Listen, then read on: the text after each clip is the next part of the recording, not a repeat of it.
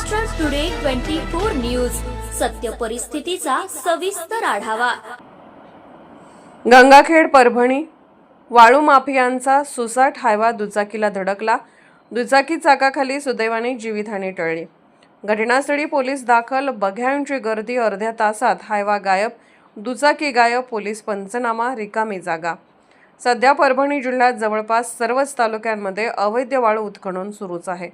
त्याचे जिवंत उदाहरण म्हणजे आज दुपारी 4 ते 5 दरम्यान वाळूने भरलेल्या भरधाव हायवाने दुचाकी उडवली, ज्यामुळे दुचाकी हायवाच्या चाकाखाली आली, परंतु सुदैवाने दुचाकीस्वार थोडक्यात बचावला। त्यामध्ये ही घटना गंगाखेड पोलीस ठाण्यासमोर घडली। अपघात झाल्यामुळे बघ्यांची गर्दी जमली, त्यात घटनास्थळी पोलीसही दाखल झाले। पण काय आश्चर्य, अर्ध्या तासातच विना पंचनामा वाहन सोडून देण्यात आले। अर्ध्या तासानंतर घटनास्थळावरून हायवा वाहन व दुचाकी गायब झाले। यावरून असे लक्षात येते की घटनेचा पंचनामा न करता वाहन सोडून देण्यात आले, अशी प्राथमिक माहिती मिळत आहे। महाराष्ट्र टुडे मराठीसाठी ब्युरो रिपोर्ट, गंगाखेड, परभणी।